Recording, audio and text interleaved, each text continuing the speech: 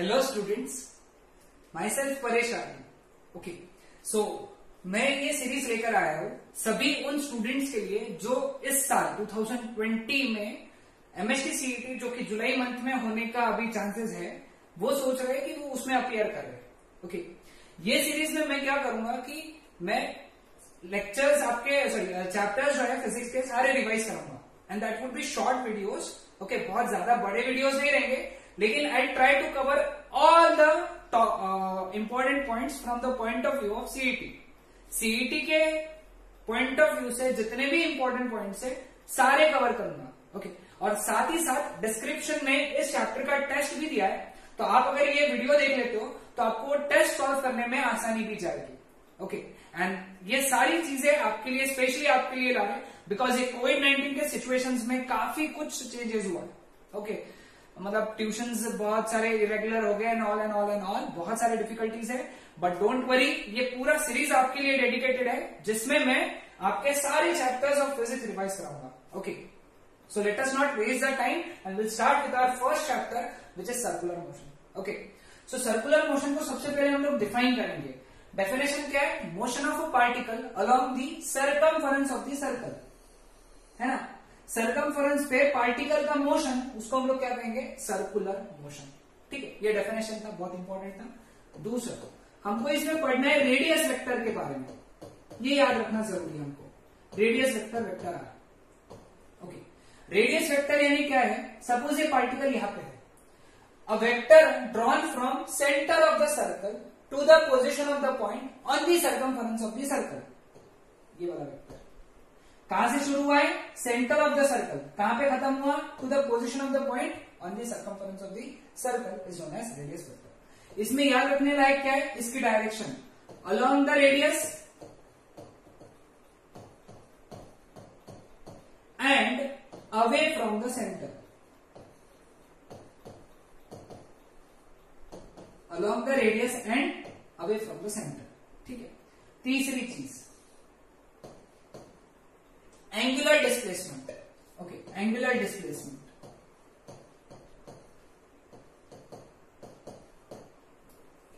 जब पार्टिकल ये पोजीशन से उठ के ये पोजीशन पे जाएगा तो उसका रेडियस वेक्टर यहां से लेके यहां पे आ जाएगा। ये रेडियस वेक्टर था शुरुआत में, जब वो पार्टिकल यहां पहुंचा तो ये हो गया रेडियस वेक्टर। तो उसके रेडियस वेक्टर में सेंटर पे कुछ तो एंगल बनाया, उसके रेडियस वेक्टर में सेंटर पे कुछ तो एंगल बनाया, उस एंगल को हम लोग क्या कहेंगे? Angular displacement. क्या कहेंगे उसको? Angular displacement. समझ में? The angle made by the radius vector at the centre of the circle when particle moves from one point to another point on the circumference of the circle is known as angular displacement। अब इसके अंदर क्या क्या याद रखने लायक है? सबसे पहले इसका formula arc length upon radius. ठीक है। दूसरी बात, ये एक वेक्टर क्वांटिटी है। ओके, तो वेक्टर क्वांटिटी है, इसका मैग्नीट्यूड तो ये हो गया। डायरेक्शन पूछेंगे, direction is along the axis, along the axis and given by right hand thumb rule। याद रखना, given by right hand thumb rule। ठीक है। तीसरा इसका unit, right hand thumb rule हम लोग बाद में पढ़ेंगे, सिर्फ इतना याद रखो, along the axis। यूनिट इसका ऐसा यूनिट हो गया रेडियन। ओके, लेकिन हम लोग एंगल्स किस में गिनते हैं? डिग्रीज में। तो रेडियन में और डिग्री में रिलेशन होना चाहिए, जो सब लोगों को पता है, 180 degree is equal to pi radian. ठीक है, समझ में आया सबको? यहां तक इतना याद रखो एंगुलर डिस्प्लेसमेंट में, और ज्यादा याद रखने की जरूरत नहीं है। ओके, चौथा पॉइंट है angular velocity. Angular velocity omega. Okay, इसको थोड़ा ठीक से दिखाएंगे। एंगुलर वेलोसिटी यानी क्या? Angular velocity is defined as rate of change of angular displacement. क्या है? Rate of change of angular displacement, यानी omega is equal to d theta by d t. याद रखना, omega is equal to d theta by d t. इसका ऐसा unit पहले पढ़ लेते हैं हम लोग, SI यूनिट आएगा इसका रेडियन पर सेकेंड। क्या आएगा इसका SI यूनिट? रेडियन पर second. Again it is a vector quantity, ये भी एक वेक्टर क्वांटिटी है, तो इसका डायरेक्शन होना चाहिए, इसका डायरेक्शन भी क्या है? Along the axis, same along the axis and given by right hand thumb rule, and given by right hand thumb rule. समझ में आया सबको? ओके, अब ये याद रखना, इसका SI यूनिट बहुत इंपॉर्टेंट है यहाँ पे, रेडियन पर सेकेंड। साथ ही साथ याद रखना, अगर मैं अभी पढ़ा दे तो बता देता हूं, ये और बाद में आएगा, ओमेगा कांस्टेंट है, ओमेगा का वैल्यू, अगर ओमेगा का वैल्यू क्या है? कांस्टेंट, तो मोशन को बोलते हैं हम लोग यूनिफॉर्म सर्कुलर मोशन। तो एक कैरेक्टरिस्टिक है, बाद में पढ़ेंगे हम लोग यूसीएम में। ओमेगा कांस्टेंट है तो यूनिफॉर्म सर्कुलर मोशन। अगर ओमेगा कांस्टेंट नहीं है, ओमेगा इज नॉट कांस्टेंट, तो it is known as non uniform circular motion. समझ में आया सबको यहां तक? ओके, क्लियर है? Okay, so coming on to fifth point, which is angular acceleration alpha. ठीक है, अब जब भी है ना ओमेगा चेंज होगा, कौन? ओमेगा चेंज होगा तब भी पिक्चर में आएगा एंगुलर एक्सेलरेशन, यानी ओमेगा बदल गया तो पिक्चर में आ गया एंगुलर एक्सेलरेशन। तो एंगुलर एक्सेलरेशन को डिफाइन कैसे करते हैं? The rate of change of angular velocity, the rate of change of angular velocity is known as angular acceleration. ठीक है, यानी कितने टाइम में कितना एंगुलर वेलोसिटी चेंज हो रहा है।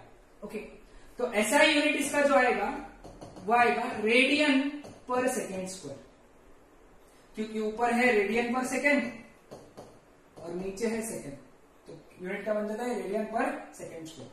Again it is a vector quantity, ये क्या है? एक वेक्टर क्वांटिटी। ठीक है, अगर वेक्टर क्वांटिटी है तो इसकी डायरेक्शन होनी चाहिए, इसका direction is given by along the axis. Okay, and एक और बात ध्यान में रखना, depends on whether omega is increasing और ओमेगा इज डिक्रीजिंग। ऐसा क्या है, थोड़ी देर में क्लियर हो जाएगा तुमको, बस 2-4 मिनट बस इसमें क्लियर हो जाएगा। यानी इसका डायरेक्शन कांस्टेंट है, ऐसा नहीं कि एक ही डायरेक्शन में रहेगा, वो डिपेंड करेगा कि ओमेगा बढ़ रहा है या कम हो रहा है। क्लियर हुआ सबको? ओके, हाँ, इसमें इंपॉर्टेंट बात क्या है कि इसमें अगर अल्फा 0 है, इसका मतलब ओमेगा कांस्टेंट है, क्योंकि जब ओमेगा कांस्टेंट रहेगा तभी तो उसका डेरिवेटिव 0 हो जाएगा। तो अल्फा 0 मतलब ओमेगा कांस्टेंट, मतलब मोशन क्या हो गया? और अल्फा 0 नहीं है मतलब ओमेगा कांस्टेंट नहीं है, यानी ओमेगा चेंज हो रहा है, मतलब मोशन क्या हो गया? Non motion. ठीक, अब आते हैं राइट हैंड थंब रूल पे।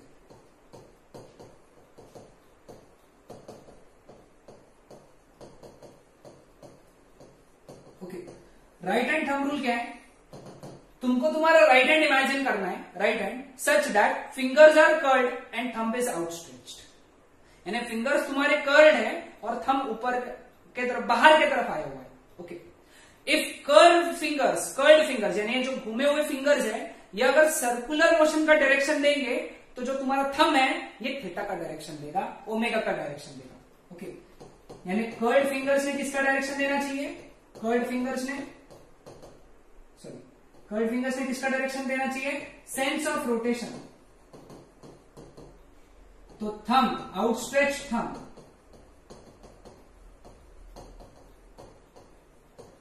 ये तुमको देगा थीटा और ओमेगा का डायरेक्शन। अब अल्फा का डायरेक्शन थोड़ा रुक जाओ, बता दो। ओके, समझ में आया? यानी पार्टिकल, इसको पहले देख लीजिए, जैसे पार्टिकल अगर ऐसा घूम रहा है इस डायरेक्शन में, ओके, तो हमारे कर्ल्ड फिंगर्स ऐसे आएंगे, तो आउटस्ट्रेच थंब ऊपर है, मतलब इसमें थीटा ऊपर रहेगा, ओमेगा ऊपर रहेगा। अब पार्टिकल सपोज इधर घूम रहा है, यानी ऐसा घूम रहा है, देख रहे हो, ऐसा घूम रहा है, तो थंब का आएगा नीचे, तो थीटा भी नीचे आएगा और ओमेगा भी नीचे आएगा। समझ में? यहां पे एक पॉइंट जरूरी था, वो था कि अल्फा पॉजिटिव है मतलब ओमेगा बढ़ रहा है। अल्फा का वैल्यू अगर पॉजिटिव आया मतलब ओमेगा बढ़ रहा है, यानी ओमेगा बढ़ेगा मतलब अल्फा पॉजिटिव आएगा। याद रखो, ओमेगा बढ़ेगा तो अल्फा पॉजिटिव, तो ओमेगा कम होगा तो उस केस में अल्फा नेगेटिव आएगा। क्लियर? ओके। अब अल्फा बढ़ रहा है मतलब ओमेगा बढ़ रहा है, इसका मतलब फैन इज स्विच ऑन। यानी जब फैन चालू होता है, ओके, अभी जैसे फैन चालू हुआ तो एकदम से तो वो स्पीड पे अपने कांस्टेंट स्पीड पे नहीं घूमता है, पहले उसकी धीरे धीरे स्पीड बढ़ती है और फिर कांस्टेंट हो जाती है। तो स्टार्टिंग में जब स्पीड बढ़ रही है उसकी, एक्चुअली कौन सी स्पीड बढ़ रही है उसकी? एंगुलर वेलोसिटी बढ़ रही है उसकी। तो फैन जब स्विच ऑन होता है तब उसका अल्फा कैसा होता है? पॉजिटिव। लेकिन जब तुम फैन को बंद कर दोगे, यानी क्या कर दोगे? स्विच ऑफ कर दोगे, स्विच ऑफ कर दोगे, सॉरी, समझ में आया ना? Switch off. Okay, fan when it is switched off, इसका मतलब वो कौन सा है चीज? अल्फा नेगेटिव, मतलब angular acceleration is negative. Okay,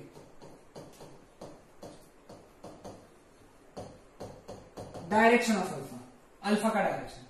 ठीक है, अगेन एज आई रिपीट, अगर अल्फा का तुमको डायरेक्शन निकालना है तो सबसे पहले ओमेगा का डायरेक्शन निकालो, step number 1। Step number 2, omega बढ़ रहा है कि कम हो रहा है ये देखो। स्टेप नंबर 3, अल्फा का डायरेक्शन निकालो। ये स्टेप्स याद रखना है, मैं बताता हूं। जैसे फॉर एग्जांपल, अब यहां पे पार्टिकल इस तरीके से रोटेट हो रहा है, ओके, और इसमें ओमेगा बढ़ रहा है, ओमेगा इंक्रीज हो रहा है, तो तुमको बोला अल्फा का डायरेक्शन बताओ। स्टेप नंबर 1, ओमेगा का डायरेक्शन निकालो। अब ये ऐसा घूम रहा है तो ओमेगा ऊपर रहेगा, ठीक है, तो उस केस में अल्फा नीचे रहेगा। सॉरी, अल्फा भी ऊपर रहेगा क्योंकि ओमेगा बढ़ रहा है। समझ में? दूसरा एग्जांपल, अब इसमें पार्टिकल ऐसा घूम रहा है और ओमेगा कम हो रहा है। स्टेप नंबर 1 क्या? ओमेगा का डायरेक्शन निकालो। देखो पार्टिकल ऐसा घूम रहा है तो ओमेगा का आएगा नीचे, तो ये हो गया ओमेगा का डायरेक्शन। ठीक है, अब अल्फा का डायरेक्शन निकालना है, तो अल्फा के लिए क्या करो? सबसे पहले देखो ओमेगा बढ़ रहा है कि कम हो रहा है? ओमेगा कम हो रहा है, और जब ओमेगा कम होता है तो अल्फा और ओमेगा अपोजिट होते हैं। क्या होते हैं? अल्फा ओमेगा अपोजिट होते हैं, मतलब अल्फा रहेगा ऊपर। ठीक है, तो इसके लिए याद क्या रखेंगे हम लोग? देखो यहाँ पे मैं एक चीज लिख के बता देता हूं। यहाँ पे याद ये रखना है कि if omega is increasing then alpha and omega are in same direction. If omega is decreasing, then alpha and omega are in opposite direction. ठीक है, अगर ओमेगा बढ़ रहा है तो अल्फा ओमेगा सेम डायरेक्शन में, अगर ओमेगा कम हो रहा है तो अल्फा ओमेगा अपोजिट डायरेक्शन में। ध्यान में है सबको यहां तक? Clear with this? ओके, सो ये पार्ट क्लियर कर लो। ये था हमारा फर्स्ट पार्ट। अभी हम लोग स्टार्ट करेंगे second part. So coming on to second part, तो अभी हम लोग इस पार्ट में बात करेंगे रिलेशन बिटवीन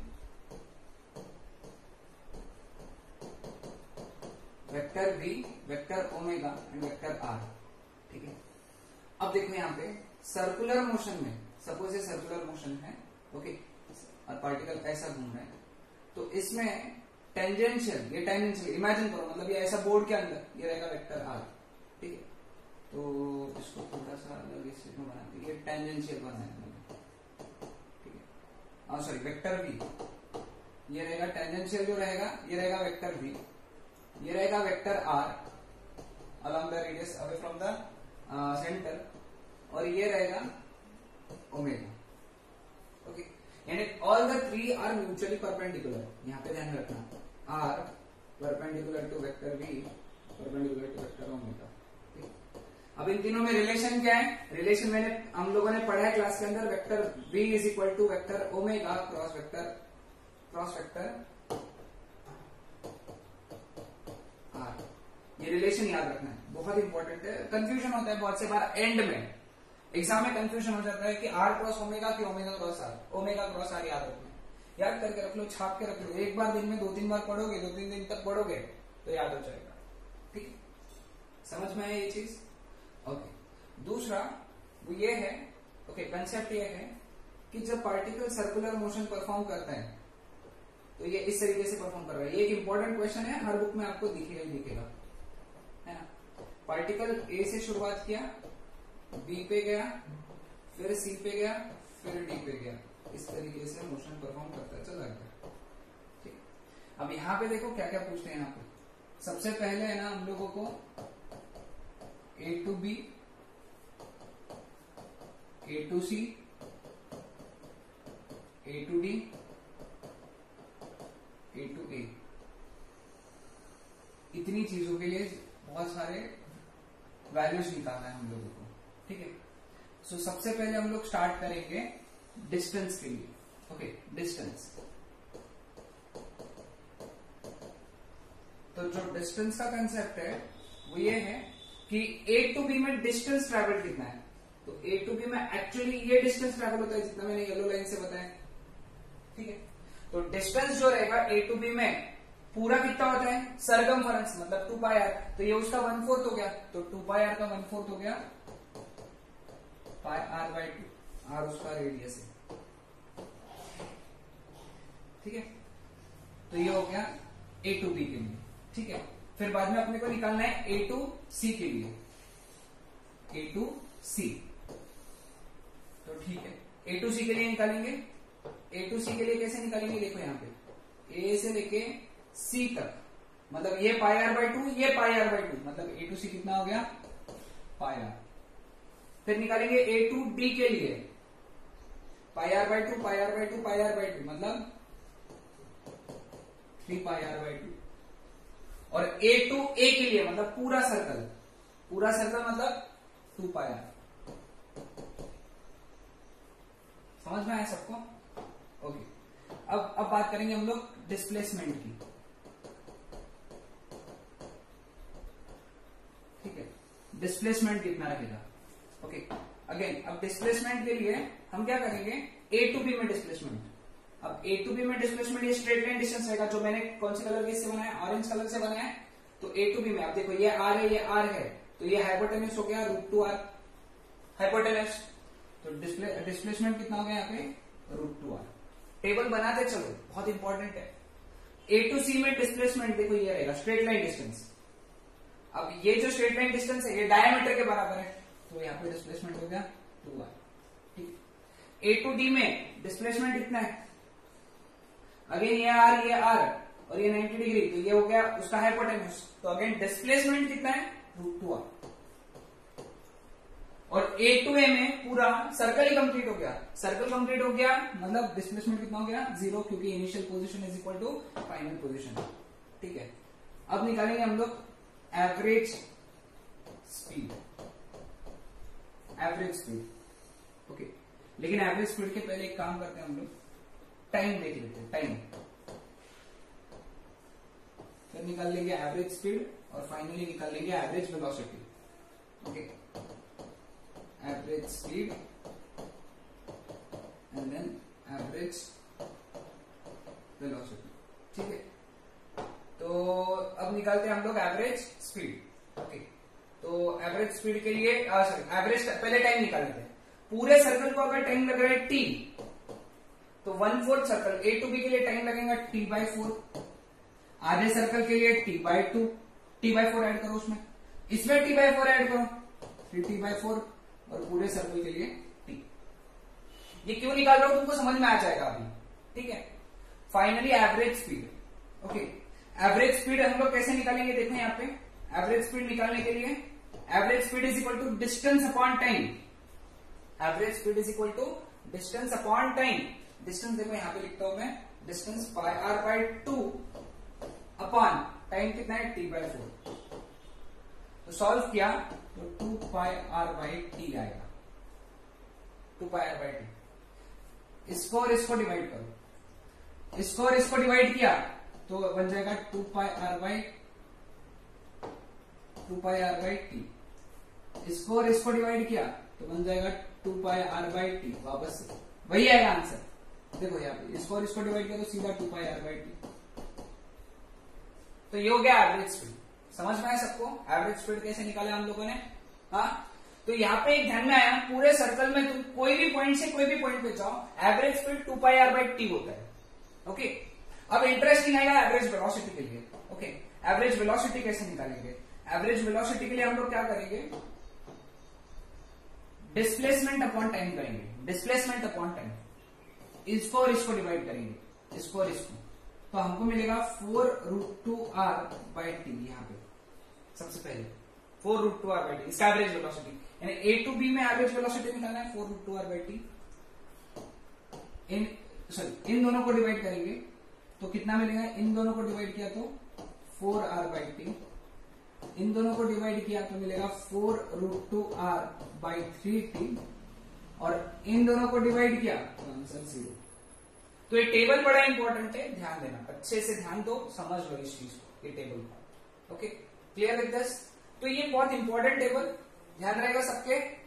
ओके, सो ये था concept of distance, displacement, average speed, average velocity in a circle. ठीक, ओके। नाउ सबसे पहले हम लोग इंपॉर्टेंट बात करेंगे अब इसके आगे, बहुत हमारा इंपॉर्टेंट टॉपिक है, दैट इज UCM। सो ये U है, UCM is an accelerated motion. UCM क्या है? एक्सेलरेटेड मोशन है। ओके, एक्सेलरेटेड मोशन क्यों है? मोशन में एक्सेलरेशन तभी होता है जब वेलोसिटी चेंज होता है। यानी यूसीएम में वेलोसिटी चेंज हो रहा है? नहीं, यूसीएम में वेलोसिटी का मैग्नीट्यूड कांस्टेंट है, वेलोसिटी का डायरेक्शन चेंज हो रहा है ना? कैसे? जैसे फॉर एग्जांपल यहाँ पे सर्कल में ये वेलोसिटी का डायरेक्शन है टेंजेंशियल, यहाँ पे ऊपर है। अगर पार्टिकल ऐसा परफॉर्म करके यहाँ पे आया तो यहाँ पे लेफ्ट साइड में, वो इधर परफॉर्म करके इधर आ गया तो यहाँ पे नीचे के डायरेक्शन में वेलोसिटी, तो ऐसा परफॉर्म करके इधर आया तो यहाँ पे राइट साइड में। तो हर जगह पे वेलोसिटी का डायरेक्शन अलग है, डायरेक्शन टेंजेंशियल है लेकिन अलग अलग है, क्योंकि वेलोसिटी चेंज हो रहा है, डायरेक्शन चेंज हो रहा है, इसलिए वेलोसिटी चेंज हो रहा है। और यूसीएम के लिए, सॉरी इसी के लिए यूसीएम में क्या है? एक्सेलरेशन। और यूसीएम के अंदर मोस्ट इंपोर्टेंटली जो एक्सेलरेशन होता है उसको हम लोग क्या कहते हैं? Centripetal acceleration. कौन सा एक्सेलरेशन होता है यूसीएम में? Centripetal acceleration. सेंट्रीपिटल एक्सेलरेशन, इसको सेंट्रीपिटल क्यों कहते हैं? सबसे इंपॉर्टेंट पॉइंट पहला, इसका direction along the radius towards the centre होता है, टुवर्ड्स द सेंटर, बात ध्यान में रहेगी, along the radius towards the centre. इसका दूसरा नाम है रेडियल एक्सेलरेशन। क्या नाम है इसका? रेडियल एक्सेलरेशन, क्योंकि अलोंग द रेडियस है। ध्यान रखना, दोनों नाम है उसके, सेंट्रीपिटल, रेडियल। क्यों है? क्योंकि एक्सेलरेटेड मोशन है। अब इसकी वैल्यू, अब डायरेक्शन की बात कर ली तो इसका magnitude ACP that is equal to R omega square, या फिर वी स्क्वायर बाय आर, या फिर वी ओमेगा। ध्यान में रखना, ये तीन वैल्यूज है, याद रख लेना। ठीक है, अब एक्सेलरेशन है, इसलिए यूनिट तो इसका मीटर पर सेकेंड स्क्वायर रहेगा, और इसका जो डायमेंशन रहेगा वो क्या रहेगा? m0 L1 T-2। समझ में आए? तो बात ध्यान में रख लेना, ये बॉडी पे सेंटर की तरफ एक्सेलरेशन लग रहा है एसीपी, इस पे सेंटर की तरफ एक्सेलरेशन लग रहा है एसीपी, इधर सेंटर की तरफ एक्सेलरेशन लग रहा है एसीपी, इधर सेंटर की तरफ एक्सेलरेशन लग रहा है एसीपी। तो एसीपी कांस्टेंट है क्या यहाँ पे? नहीं, उसका वैल्यू कांस्टेंट है लेकिन उसका डायरेक्शन चेंजिंग है, डायरेक्शन इज चेंजिंग। और किसी ने डायरेक्शन पूछा तो क्या बोलोगे? Along the radius towards the centre. तो ये बात होगी सेंट्रीपिटल एक्सेलरेशन की। ओके, नाउ अगर तुम सेंट्रीपिटल एक्सेलरेशन को मास से मल्टीप्लाई करोगे, किसको? सेंट्रीपिटल एक्सेलरेशन को मास से, मास इंटू एक्सेलरेशन क्या होता है? फोर्स, तो बन गया तुम्हारे लिए centripetal force.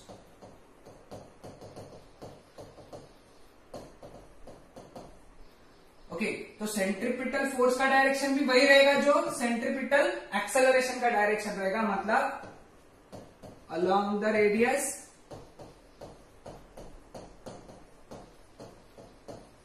Towards the centre, along the radius towards the centre. ये हो गया डायरेक्शन किसका, सेंट्रीपिटल फोर्स का। क्लियर विद दिस, कोई डाउट? ओके, अगेन इसके भी डायमेंशन क्या आएंगे, जो फोर्स के डायमेंशन है वो क्या है, m1 L1 T -2, m1 L1 T -2। Clear with this? तो ये था सेंट्रीपिटल फोर्स के बारे में।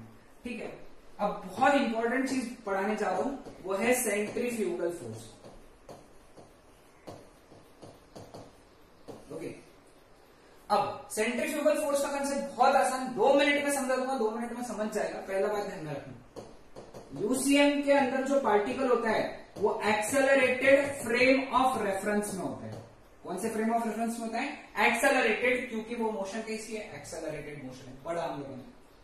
तो यूसीएम के अंदर का जो पार्टिकल है वो कौन से फ्रेम ऑफ रेफरेंस का है, एक्सेलरेटेड फ्रेम ऑफ रेफरेंस, जिसका दूसरा नाम याद रखना, non inertial frame of reference.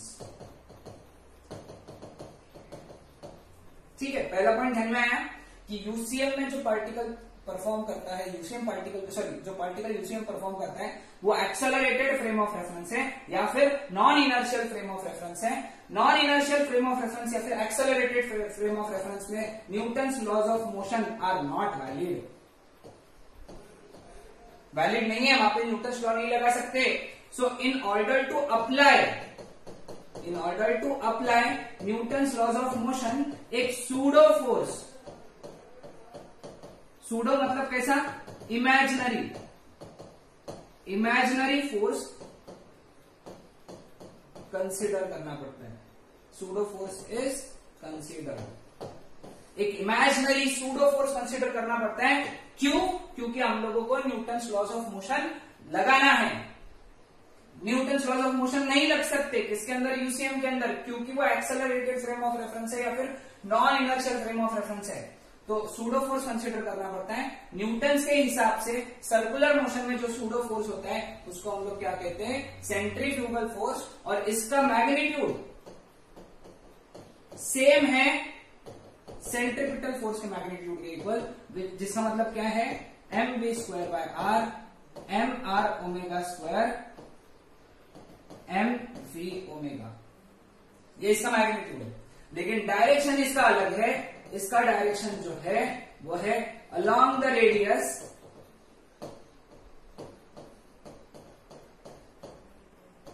Away from the centre, away from the centre. ध्यान में रखना, सेंट्रीफ्यूगल फोर्स का डायरेक्शन क्या होता है, along the radius and away from the centre. समझ आया इस चीज को? तो ये बात ध्यान में रखना है, ये सारी चीजें सीईटी के लिए इंपॉर्टेंट है। Clear with this? ओके, ना अगला पॉइंट,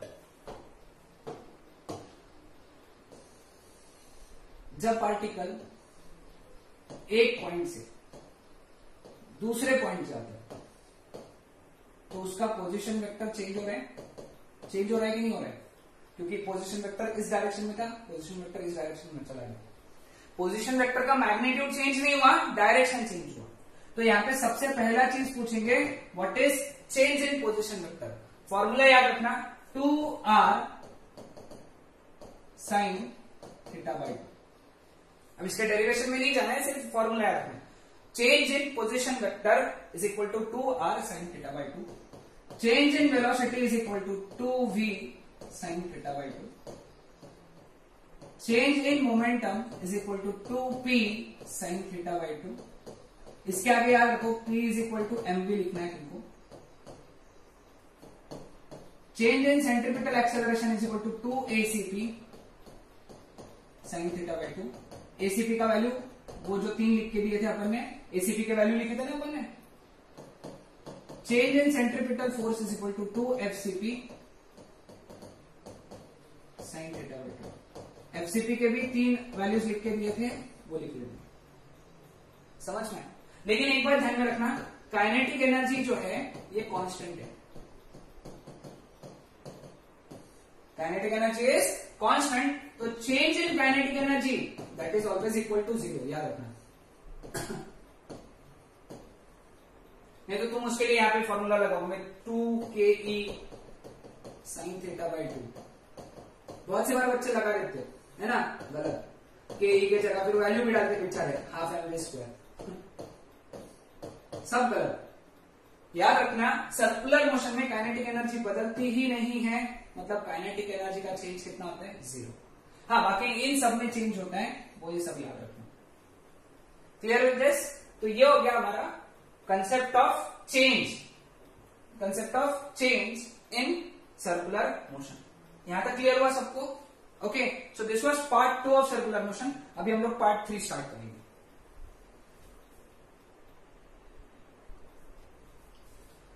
ओके, सो नाउ इसी में हम लोग एक बात करेंगे वर्क डन का, work done in circular motion. ठीक है, वर्क डन का फॉर्मूला क्या होता है, Fs cos θ। ओके, अब F का डायरेक्शन क्या है, F यानी सेंट्रीपिटल फोर्स, सेंट्रीपिटल फोर्स का डायरेक्शन है along the radius towards the centre.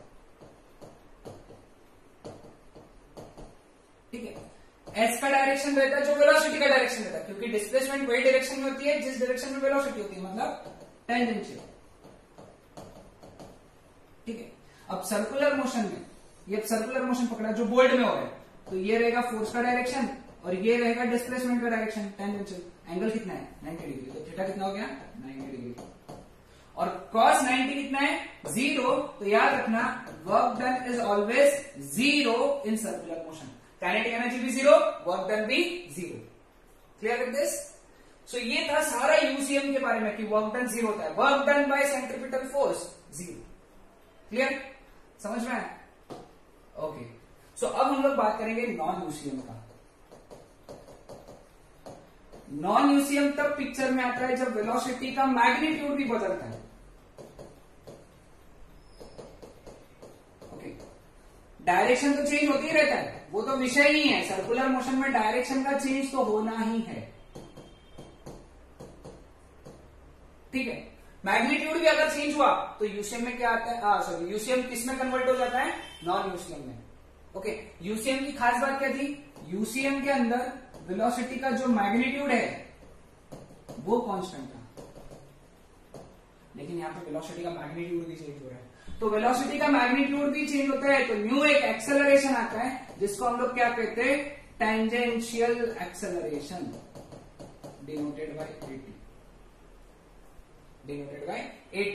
तो यहां पे 2 एक्सेलरेशन रह गए यूसीएम में। यूसीएम के अंदर यू हैव 2 एक्सेलरेशन। सबसे पहला एक्सेलरेशन है, सॉरी उल्टा लिख रहा है ना, ओके, हम लोग उल्टा लिख रहे हैं, तो हम लोग क्या करेंगे, यहां पे separate topic, acceleration in non UCM. तो नॉन यूसीएम में 2 एक्सेलरेशन रहेंगे, सेंट्रीपिटल तो रहेगा ही रहेगा, टेंजेंशियल भी रहेगा। सेंट्रीपिटल क्या रहेगा, एसीपी, टेंजेंशियल AT। एसीपी कैसे निकालना, R omega square V square by R V omega, और tangential dV by dt, tangential dV by dt। और इनका जो रिजल्टेंट है, रिजल्टेंट एक्सेलरेशन, वो रहेगा under root of ACP square plus AT square, क्योंकि ये दोनों टेंजेंशियल एक दूसरे को परपेंडिकुलर है, क्योंकि इसका डायरेक्शन टेंजेंशियल है और इसका डायरेक्शन टुवर्ड्स द सेंटर है। मतलब देखो यहाँ पे ये सेंटर की तरफ ACP और ये AT, तो ये रहेगा इनका रिजल्टेंट A। सिंस 90 डिग्री है तो रिजल्टेंट कितना है, under root of ACP square plus AT square. Important question आते हैं इसके ऊपर, वो बोलते हैं कि भाई उसकी वेलोसिटी, इसको देने के लिए न्यूमेरिकल में देखना, मैंने बहुत जगह बुक्स में देखा है कि velocity is increasing at the rate of, velocity is increasing at the rate of 2 metre per second square. तो ध्यान में रख लेना ये क्या दिया हुआ है तुमको, AT दिया हुआ है।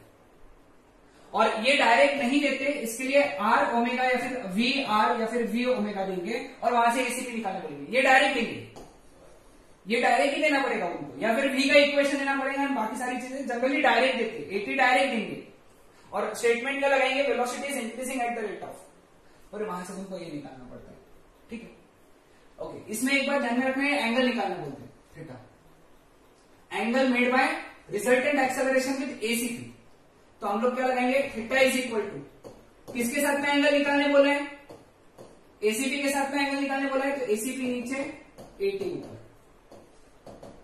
ओके, अगर तुमको एटी के साथ में एंगल निकालने बोला, रिजल्टेंट एक्सेलरेशन विद एटी, तो फॉर्मूला सेम लगाना। अब किसके साथ में एंगल निकालना है, एटी के साथ में, तो एटी नीचे, एसीपी ऊपर। देखो एंगल किसके साथ में, this is angle between A and ACP, this is angle between A and eighty. Clear? तो ये सारी बातें थी किसके अंदर, नॉन यूसीएम। समझ में आया सबको? तो नॉन यूसीएम में इतनी बातें याद रखना है। अब इसमें ना एक इंपॉर्टेंट टेबल है जो याद रखना, अगर एसीपी 0 है, एसीपी 0 है मतलब लीनियर मोशन है, और एटी भी 0 है यानी उसकी वेलोसिटी नहीं बढ़ रही है, एटी भी 0 है, तो मोशन हो गया uniform motion, uniform linear motion. एक बार ध्यान में रखना, जब एसीपी 0 है मतलब सर्कल में घूम ही नहीं रहा है, जब एसीपी 0 है मतलब सर्कल में नहीं घूम रहा है, और एटी भी 0 है मतलब ना उसकी वेलोसिटी भी नहीं बढ़ रही है, वेलोसिटी नहीं बढ़ रही, सर्कल में नहीं घूम रहा, uniform linear motion.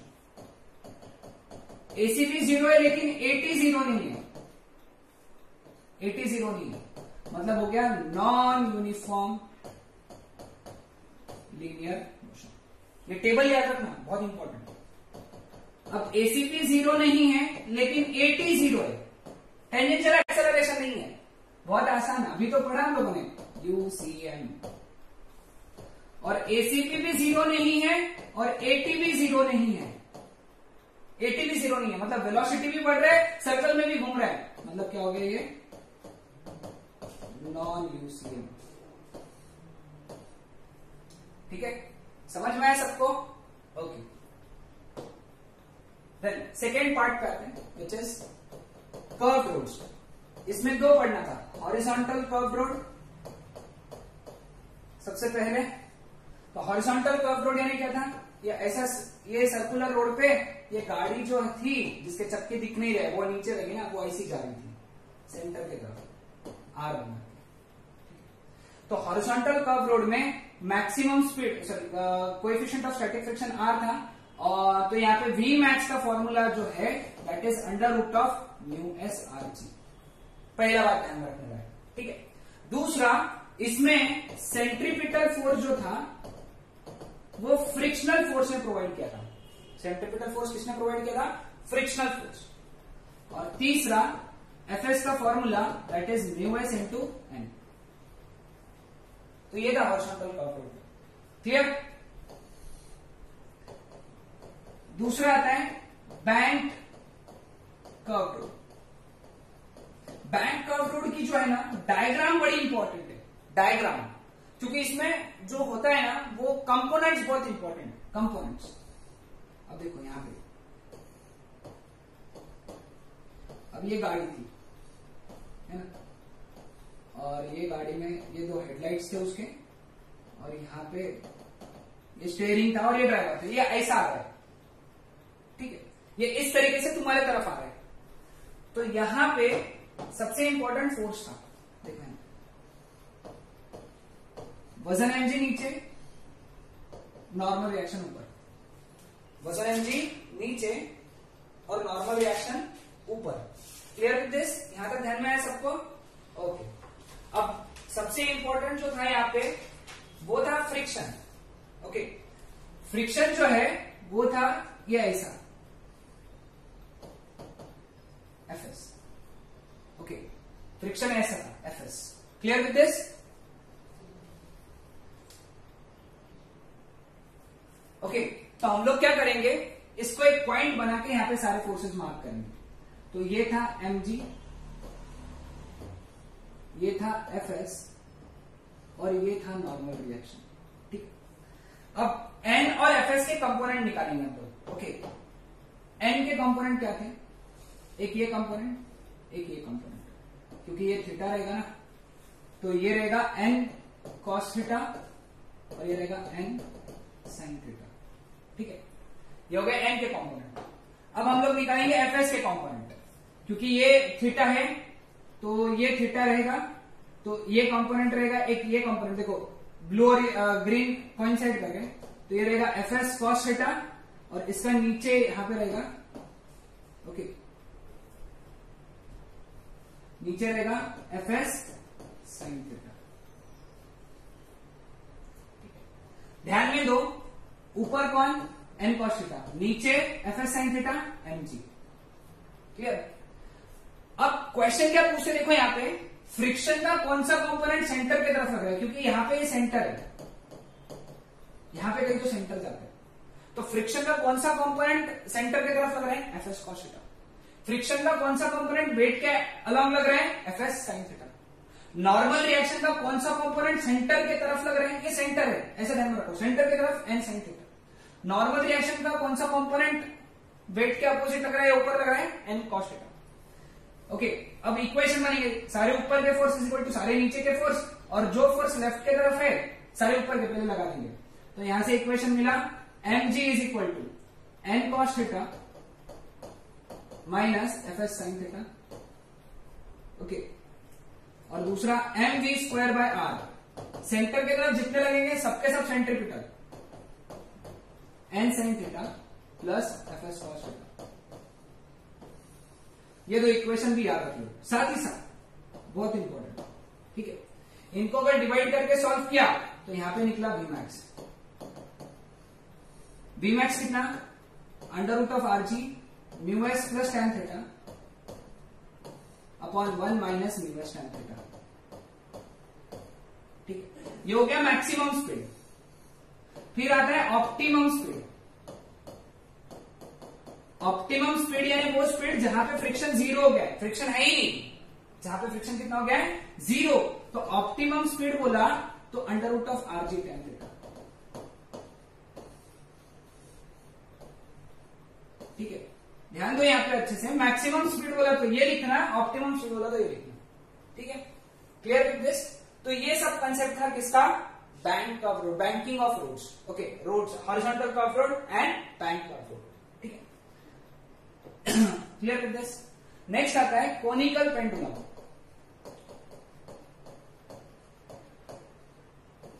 Conical pendulum, conical pendulum क्या था, इसमें इंपॉर्टेंट बातें क्या क्या रखने लायक थी, देखो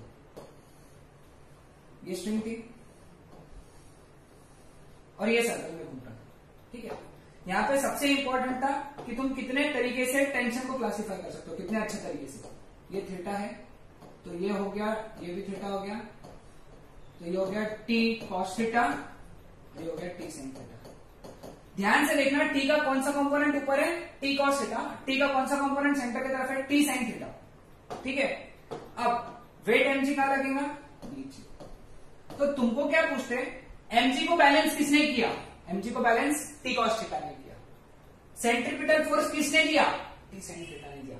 तो सीधे सीधे इक्वेशन बन गए, T cos theta is equal to mg और T sin theta is equal to mv square by r। समझ आया सबको यहां तक, क्लियर विद दिस? तो ये बात ध्यान रखना, टी कॉस थीटा ने mg को बैलेंस किया, टी sin थीटा ने सेंट्रीपिटल फोर्स किया। तो यहां से time period t dash that is equal to 2 pi under root of l cos theta upon g।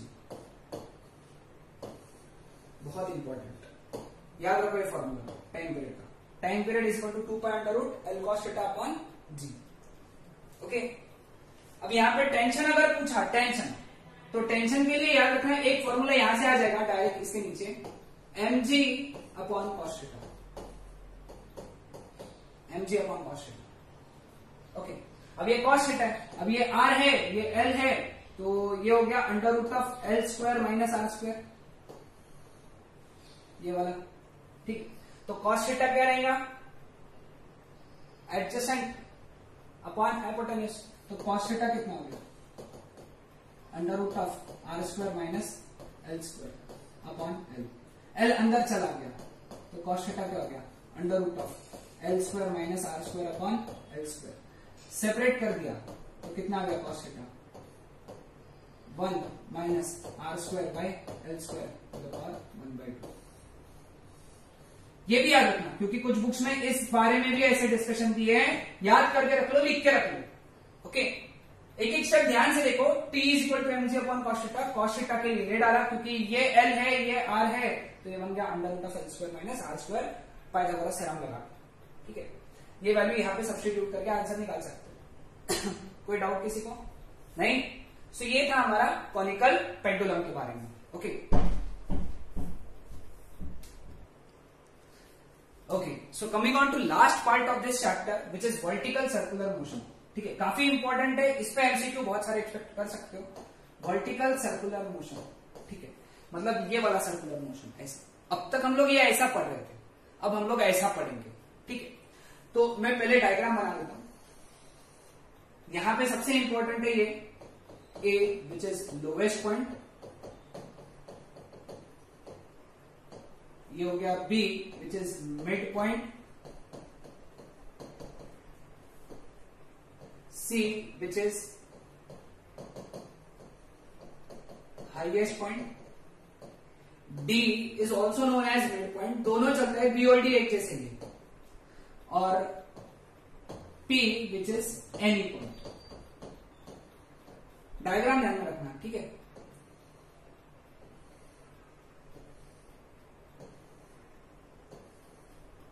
Any point ने एंगल बनाया थीटा, क्लियर? यहां तक ध्यान में आया सबको? ओके, तो मैं सारे पॉइंट्स के लिए पहले लिख देता हूं यहां पे ए, फिर पढ़ेंगे बी के बारे में, फिर पढ़ेंगे किसके बारे में, सी के बारे में, और फिर पढ़ेंगे पी के बारे में। ठीक है, एक एक करके सब।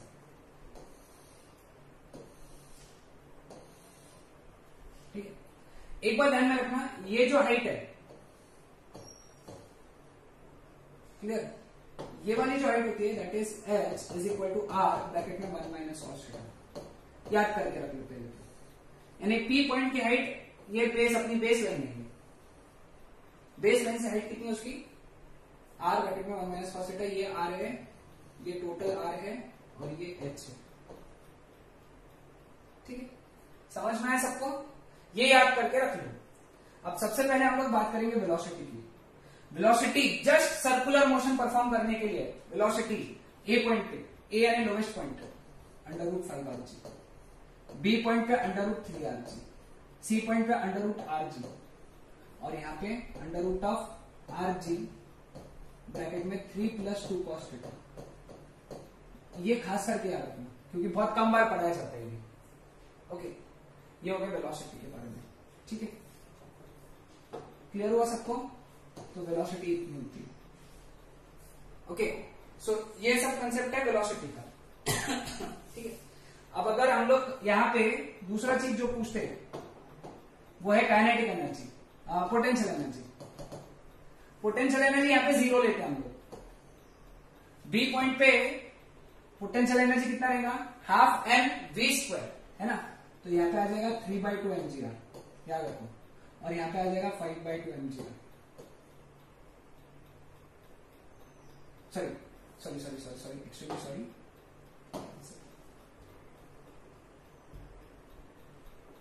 एक्सट्रीमली सॉरी, मैं वापस बना के दे देता हूँ ये कंसेप्ट।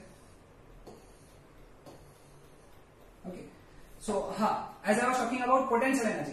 पोटेंशियल एनर्जी का जनरल फॉर्मूला क्या है, mgh। ठीक है, अब यहाँ पे हाइट कितनी रहेगी, यहाँ पे हाइट रहेगी रेडियस जितनी, तो ये हो गया mgr। हाईएस्ट पॉइंट पे हाइट कितनी रहेगी, ट्वाइस आर, ये ट्वाइस आर पूरी, r + r ट्वाइस आर, यानी कितना हो गया, ट्वाइस mgr। ठीक है, और यहाँ पे हाइट कितनी है, तो ये होगी mgr ब्रैकेट में 1 minus cos theta. Clear with this? समझ में आया सबको? तो ये था पोटेंशियल एनर्जी। अब बात करेंगे हम लोग काइनेटिक एनर्जी। काइनेटिक एनर्जी के लिए फॉर्मूला यूज करेंगे हाफ एम वी स्क्वायर, और वी ये वाला डालते जाएंगे। तो जो अगला बात हो गया that is kinetic energy. Kinetic energy हो गया यहाँ पे 5/2 mgr, यहाँ पे हो गया 3/2 mgr। ओके, यहाँ पे हो गया हाफ mgr, और यहाँ पे हो गया mgr/2 ब्रैकेट में 3 + 2 cos थीटा। ठीक है, समझ में? पोटेंशियल एनर्जी काइनेटिक एनर्जी लिख के रख लो। देखो दो बातें, एक बार पोटेंशियल एनर्जी काइनेटिक एनर्जी आ गई तो फिर हम लोग बहुत आसान हो गया, सिर्फ वैल्यूज याद रखना पड़ता है इसकी, वेलोसिटी की, बस वेलोसिटी की वैल्यूज याद रखो, बाकी तो ये अपने आप टाइम पे निकलते जाएंगे। वेलोसिटीज याद रखो, क्योंकि पोटेंशियल एनर्जी तो हाइट पे डिपेंडेंट है। यहाँ पे हाइट 0 है, यहाँ पे हाइट r है, यहाँ पे हाइट ट्वाइस r है, ठीक है। देन लास्ट पे आते हैं विच इज टोटल एनर्जी। इन दोनों का एडिशन किया, टोटल एनर्जी 5/2 mgr, इन दोनों का एडिशन किया 5/2 mgr, इन दोनों का एडिशन किया 5/2 mgr, और इन दोनों का एडिशन किया 5/2 mgr। तो total energy remains constant. Clear with this? सभी को ध्यान में आया? तो ये हो गई energies in vertical circular motion, ठीक है। क्लियर? यहां तक कोई डाउट? ओके। यहां पे एक और बात ध्यान में रखना, टेंशन अगर निकालने बोलो तो, ओके, ये हो गया टेंशन एट ए, ये हो गया टेंशन एट बी, ये हो गया टेंशन एट सी, ओके, और ये हो गया टेंशन एट बी। अब टेंशन कैसे निकालना टेक्निक बताता हूं, ओके, डायग्राम ध्यान में रखना। क्या करो, सबसे पहले ए पे लगने वाले, जैसे ए पे निकालना है मुझे, ए पे निकालना है, ए पे टेंशन निकालना है, तो ए पे टेंशन लग रहा है टी ए ऊपर और वजन एमजी लग रहा है नीचे। तो सेंटर की तरफ कितना लग रहा है? सेंटर की तरफ लग रहा है टी ए माइनस एमजी, और ये होना चाहिए M V A square by R. V A की वैल्यू मैंने पहले ही बताया, ये याद रख लो। मैंने पहले ही तुमको समझाया कि तुमको वैल्यूज याद रखने पड़ेंगे वेलोसिटीज के। √5rg, √3rg, √rg, √rg bracket में 3 + 2 cos थीटा। ओके, ये हो गया ए के बारे में। अब बात करेंगे बी के बारे में। बी पे, तो बी पे सेंटर की तरफ एक ही लग रहा है, टी ए, सेंटर की तरफ बी पॉइंट, टीबी आएगा। तो यहां पे एक ही इक्वेशन लगेगा, TB is equal to M VB square by R. तुम वीबी का वैल्यू कितना डालने वाले हो बताओ? वीबी का वैल्यू डालोगे √3rg, ठीक है। अब आते हैं सी पे। सी पे वीसी का वैल्यू डालेंगे √rg। सी पे बनाएंगे वापस डायग्राम। देखो सी पे टेंशन भी नीचे लग रहा है और वजन एमजी भी नीचे ही लग रहा है कि नहीं? सी पे टेंशन भी नीचे, एमजी वजन एमजी भी नीचे। तो टोटल फोर्स सेंटर की तरफ कितना लग रहा है? देखो यहाँ पे टोटल फोर्स लग रहा है सेंटर की तरफ टीसी प्लस एमजी, और ये होना चाहिए M VC square by R के इक्वल, ठीक है। तो कितना आ जाएगा यहाँ पे? वीसी की जगह डालेंगे √rg, ठीक है, तो 0 ही आ जाएगा। ये हो गया सी के लिए, ओके। अब एट एनी पॉइंट पी के लिए एट एनी पॉइंट पी, तो ये टीपी हो गया, सेंटर की तरफ लग रहा है टीपी, ओके। अब यहां पे एनी पॉइंट पी के लिए ध्यान देना,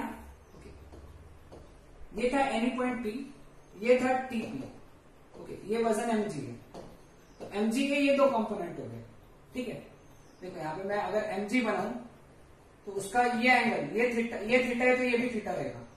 तो ये कंपोनेंट हो गया एमजी, ये थीटा है तो एमजी कॉस थीटा, और ये हो गया एमजी साइन थीटा। अब सेंटर की तरफ टीपी लग रहा है, सेंटर से दूर एमजी कॉस थीटा लग रहा है, तो नेट फोर्स सेंटर की तरफ कितना लग रहा है? नेट फोर्स सेंटर की तरफ, ओके, नेट फोर्स सेंटर की तरफ लग रहा है TP minus MG cos theta, और ये होना चाहिए M VP square by R B. और वीपी का वैल्यू कितना डालोगे? √rg ब्रैकेट में 3 + 2 cos थीटा। सो तुम्हारा काम बन जाता है वीए वीबी का, टीए टीबी टीसी और टीपी के वैल्यूज निकाल के रख लो, और टेबल में यहाँ पे जो है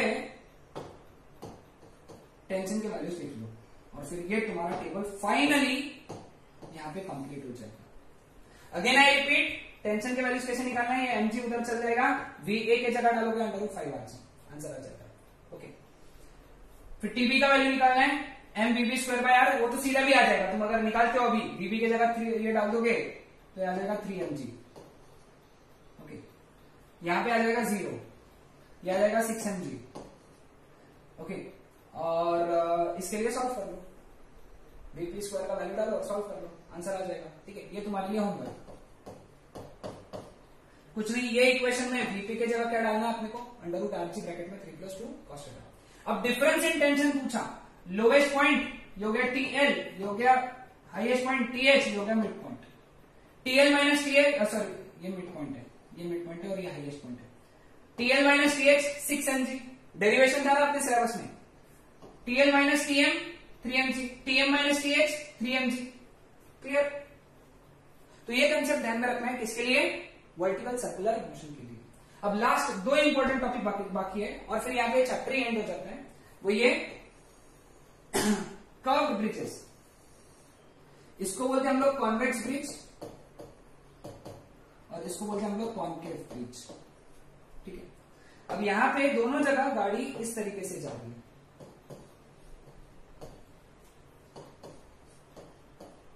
ठीक है, अब इसमें याद कैसे रखना, देखो ध्यान में बताओ। देखो पहले फोर्स को मार्क करो, सबसे पहले क्या मार्क करोगे? फोर्स। अब इधर नॉर्मल रिएक्शन ऊपर, वजन mg नीचे, इधर वजन mg नीचे, नॉर्मल रिएक्शन एल ऊपर। ठीक है, अब मुझे बताओ यहां पे एक समझ में आया, इसका सेंटर इधर की तरफ है, सेंटर सी, इसका सेंटर सी इधर की तरफ है। अब मैंने यहां पे पूछा सेंटर के तरफ कौन सा फोर्स लग रहा है, तो तुम्हारा आंसर होना चाहिए mg। और सेंटर से दूर कितना लग रहा है? n। तो नेट फोर्स सेंटर की तरफ कितना हो गया? mg minus n। समझ में? mg नीचे n ऊपर, तो सेंटर की तरफ mg माइनस n। यहां पे सेंटर की तरफ कितना लग रहा है? n। सेंटर से आगे कितना लग रहा है? mg। तो नेट फोर्स सेंटर की तरफ कितना हो गया? n minus mg। दोनों जगह जो भी नेट फोर्स सेंटर की तरफ होता है वो क्या होता है? Centripetal force, mv square by r। यहाँ पे mv स्क्वायर बाय r। तो ये याद रखो कॉन्केव ब्रिजेस के लिए, convex bridge, concave bridge. Clear with this? Okay, तो ये कंसेप्ट है इसके बारे में। ओके, अब एक लास्ट कंसेप्ट, लास्ट ये था, ये फॉर्मूलेज याद रखना। यहां पे तुमको नॉर्मल रिएक्शन पूछ सकते या फिर वेलोसिटी पूछ सकते। एक लास्ट कंसेप्ट है इस चैप्टर का, वो ये था कि सपोज ये इस तरीके का सिचुएशन है, यहाँ पे एक ब्लॉक है m मास का, वो स्लाइड करना चालू किया, तो एक जगह ऐसा आएगा, ये ब्लॉक छूट जाएगा सरफेस पर से, इस तरीके से वो जगह छोड़ देगा और वो बाहर निकल देगा ऐसा। ठीक है, तो वो हाइट कितनी? अगर तुमको टॉप से वो हाइट पूछे, टॉप से, तो तुमने क्या बोलना है उसको? r/3। और अगर बॉटम से वो हाइट पूछे तो 2r/3। टॉप से r/3, बॉटम से 2r/3। ये किसके लिए? हेमिस्फीयर के लिए। Okay, clear? अब इसमें अगर स्फीयर पूछा, सेम सिचुएशन, ऐसा ब्लॉक था, वो स्लाइड करते गया, यहां पे उसने छोड़ दिया और वो बाहर निकल गया। ठीक है, तो अगर टॉप से हाइट आज भी पूछा तो इट इज r/3, रेडियस का। लेकिन इस बार अगर बॉटम से पूछा हाइट, तो बॉटम से हाइट कितना रहेगा? ये कितना है? ओके, ये टोटल कितना है? 2r। उसमें से r/3 माइनस करना, यहां से लेके यहां तक कितना है? 2r। 2r में से r/3 माइनस किया तो कितना आएगा? 3 2 6 माइनस 1 5r/3। तो ये किसके लिए? स्फीयर के लिए, हेमिस्फीयर के लिए ये, स्फीयर के लिए ये। Okay, so this was all about your circular motion. ये चैप्टर को अच्छे से पढ़ो, हर एक पॉइंट को अच्छे से पढ़ो, नोट डाउन करो और इसका नीचे जो टेस्ट दिया हुआ है सॉल्व करो। और एक दिन पहले, सीईटी के एक दिन पहले इसको रिवाइज करो ये नोट्स। Okay, that's it.